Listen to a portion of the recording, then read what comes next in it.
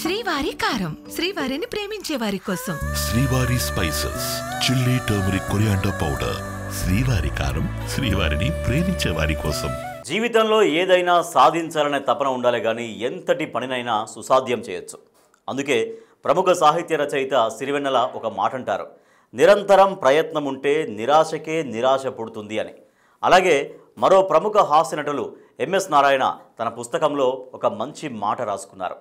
ప్రయత్నిస్తూ మరణించు విజయం, ప్రయత్నం విరమిస్తే మరణం అని. ఈ మాటలను స్ఫూర్తిగా తీసుకున్నాడో ఏమో తెలియదు కానీ ఈ డాక్టర్ పట్టుదలతో తాను అనుకున్నది సాధించారు. చూసేందుకు 3 అడుగులుంటారు, అయితే పొట్టివాడు గట్టివాడే అన్న నానుడిని నిజం చేసేశారు.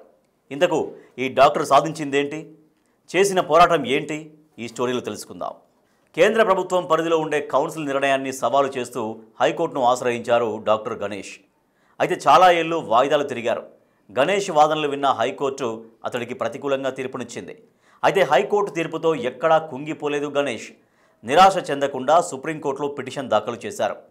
గణేష్ పోరాటంలో న్యాయం ఉందని భావించిన అత్యున్నత న్యాయస్థానం అతడికి అనుకూలంగా తీర్పును వెలువరించింది. దీంతో 2019లో భావ్నగర్ గవర్నమెంట్ ఆసుపత్రిలో మెడికల్ సీటు పొంది ఎంబీబీఎస్ పూర్తి చేశారు. అనంతరం డాక్టర్గా ఎంపికై ప్రస్తుతం బ్యాండెడ్ మెడికల్ ఆఫీసర్ హోదాలో సేవలు అందిస్తున్నారు. जब मैंने 12th पास किया तब मेडिकल काउंसिल ऑफ इंडिया ने मुझे एमबीबीएस में एडमिशन देने से मना कर दिया, क्योंकि मेरे फिजिकल डिसेबिलिटी की वजह से एमसीआई कमेटी द्वारा मुझे रिजेक्ट किया गया। तब मैंने ये बात मेरे प्रिंसिपल डॉक्टर दलपत भाई कातरिया और रेवत सरवैया से बात की, तो उन्होंने गुजरात हाईकोर्ट में केस दाखिल करने का निर्णय लिया।